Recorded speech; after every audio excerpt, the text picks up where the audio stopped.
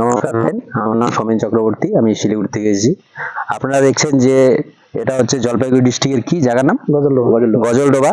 এখানে দুজন আমাদের দাদা আছেন, এনারা ধান চাষ করছেন এই নিজেদের জমিতে।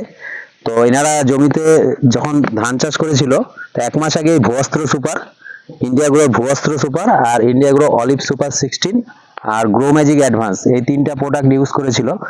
তো এই দাদাদের মুখে একটু কিছু শুনে নেন যে 1 মাসের মধ্যে কি দেখতে পাচ্ছেন ধানের রেজাল্ট।